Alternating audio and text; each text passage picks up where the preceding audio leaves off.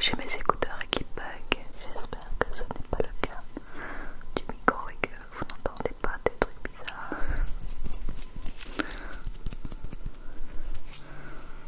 Alors aujourd'hui c'est la dernière vidéo que je tourne en Belgique, hormis en vlog.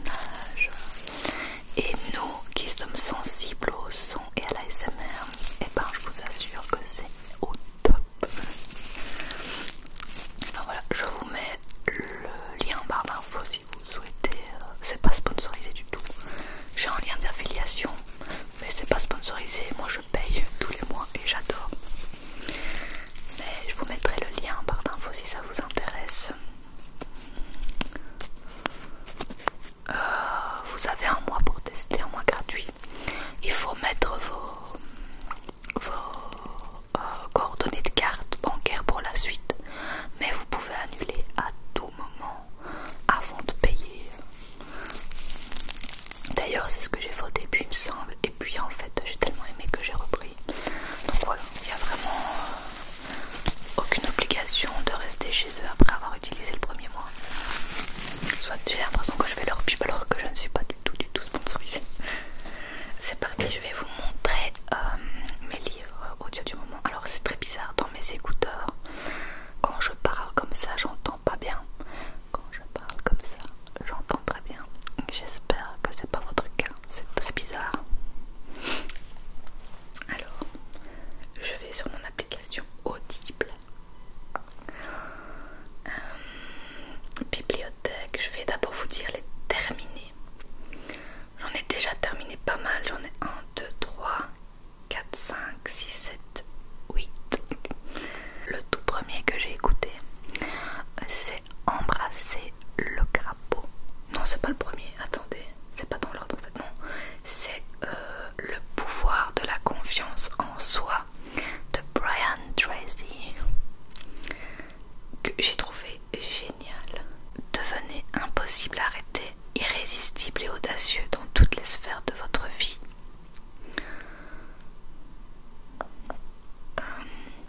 Maximisez vos forces et surmontez les obstacles avec ce best-seller.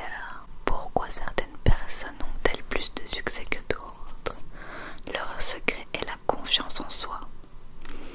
Quel grand objectif vous fixeriez-vous si vous saviez que vous ne pouvez pas échouer?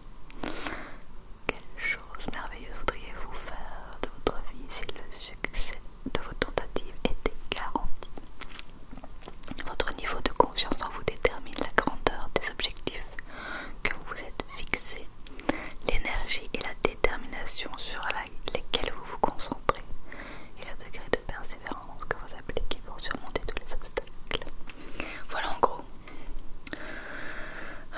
Les gros titres: fondement de la confiance en soi, résolution et pouvoir personnel, comment atteindre la confiance en soi et la maîtriser, etc. Il était très sympa.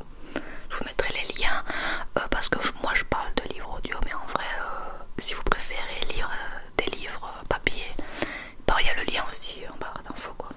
C'est papier ou audible, peu importe. Ensuite,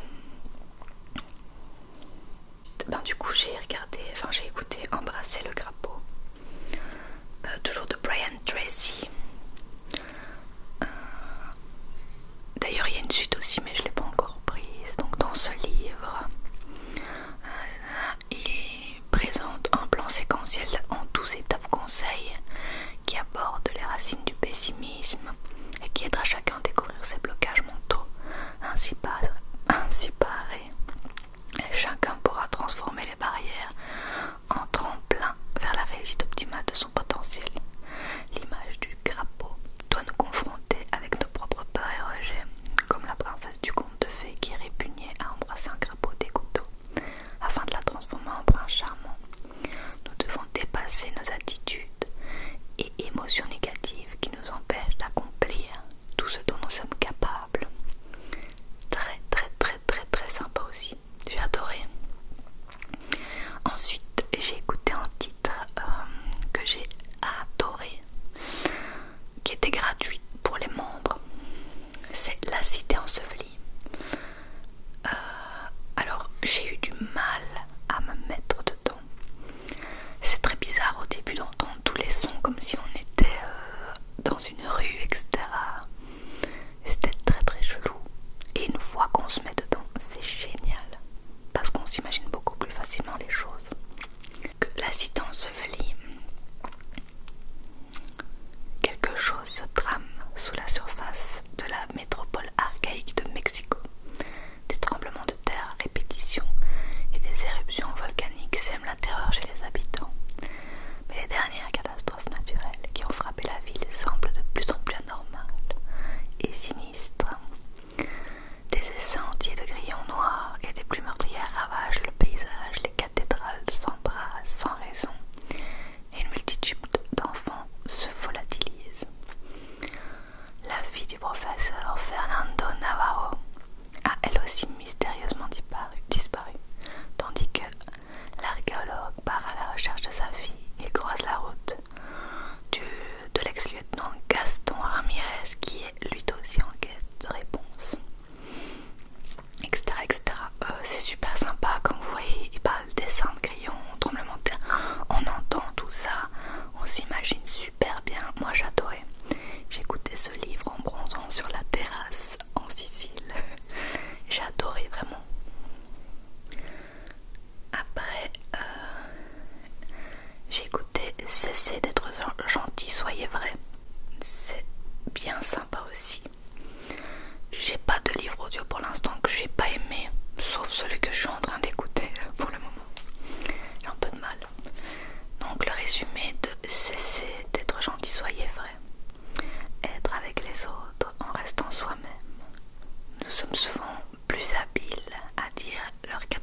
aux autres qu'à leur exprimer simplement la vérité de ce qui se passe en nous.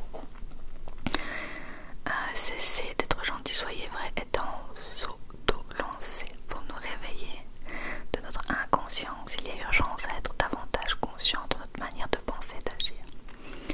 En illustrant ces propos d'exemples percutants, l'auteur explique comment notre tendance à ignorer ou à méconnaître nos propres besoins nous incite à nous faire violence et à reporter sur d'autres cette violence. Je trouve que le résumé résume pas bien le livre. Pour moi, c'était pas le centre principal du livre, de reporter sur les autres la violence, etc. C'était sympa, c'était en plus, il me semble que c'est l'auteur qui lit son livre, donc c'est d'autant plus sympa. Pour moi, il aurait pu être un peu plus détaillé, mais j'aimais bien quand même. Ensuite, j'ai écouté L'Enfeust de droit, l'ivoire du Magoramote. Donc c'est le tome 1, c'est une bande dessinée, je pense. Génial, ça je vous le conseille de ouf.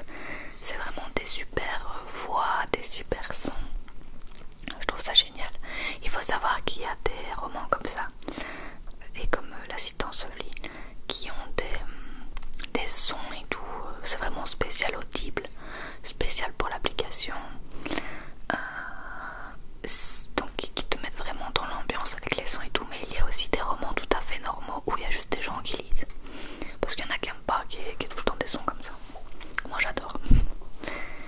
Dans le monde magique de Troie, L'Enfeust, jeune forgeron, découvre qu'au contact d'une certaine épée, il possède le pouvoir absolu. Et s'il souhaite juste en connaître l'origine, ce n'est pas le cas du pirate Thanos. Doté du même don mais aux ambitions ma plus sombres, pour protéger le pouvoir de l'épée et vaincre Thanos, L'Enfeust devra accompagner de ses amis, dont un troll sous enchantement, affronter 1000 dangers et voyager jusqu'au bout du monde. Celui-là je l'ai eu gratuit aussi. C'était très très cool. Alors suivant, tout ça c'est ce que j'ai fini. Le pouvoir de la pensée positive. J'ai pas grand souvenir de celui-là à vrai dire. Il était sympa mais je pense que je l'appréciais mais je me souviens pas bien. La pensée constitue une force inouïe. Cette force façonne notre existence et peut nous apporter le bonheur ou au contraire nous entraîner sur la pente de l'échec. La pensée positive nous permet de contrôler cette force et de faire de la pensée un outil au service de notre réussite. La pensée est une force incroyable. La pensée positivement signifie ne pas douter de la réussite de ses projets, être convaincu de la puissance de ses pensées. Voilà, c'était bien. Je vous conseille aussi, au final c'est 1h44 d'écoute, ça va quand même vachement vite, hein. Même en 2 fois c'est facile à être écouté. Alors celui-là il était dur à écouter quand même. Il était très monotone. En fait c'est surtout le lecteur que j'ai pas aimé. Mais sinon en soi le livre était bien. La blessure d'abandon, exprimer ses émotions pour guérir. Vous est-il déjà arrivé de penser que vous n'êtes pas aimable, d'avoir peur de vous engager dans une relation, de songer à quitter votre partenaire parce que vous vous dites que si c'est pas vous, c'est lui qui partira? Si oui, c'est probablement que vous êtes abandonnique. Dans ce cas, ce livre est fait pour vous. Vous y trouverez des histoires, de cas, des analyses, des conseils, tout ce qui peut vous aider à guérir pour aimer mieux, c'est-à-dire aimer dans la sérénité, sans crainte d'être abandonné. Ouais, c'était sympa, mais je trouve justement qu'il y a beaucoup d'exemples cités et pas beaucoup d'exercices ou d'aides pour améliorer ça. Je crois que c'était bof. Alors celui-là par contre je l'ai adoré, il est lu par Valérie Damido et je l'ai trouvé génial. C'est Oser l'optimisme, 10 clés pour réenchanter votre quotidien. Celui-là c'est un de mes préférés. Offrez-vous une bouffée de bonheur. Je n'ose pas me lancer. Cette phrase, Catherine Testa voudrait ne plus jamais l'entendre. Nouvelle relation amoureuse, changement de métier ou nouveau projet. Quel que soit votre objectif, surmontez vos peurs et prenez confiance en vous. La clé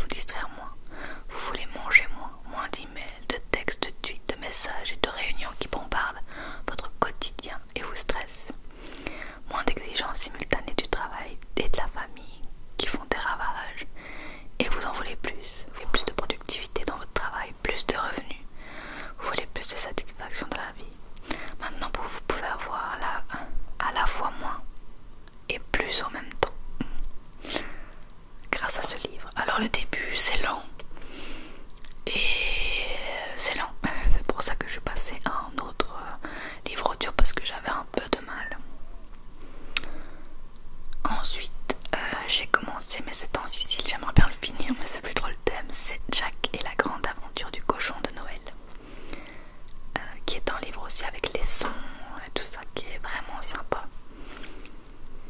Moi j'ai adoré le début, c'est juste que j'ai pas pris le temps d'écouter la suite, mais j'ai vraiment bien aimé. Jack est très attaché à son cochon en peluche de petit garçon.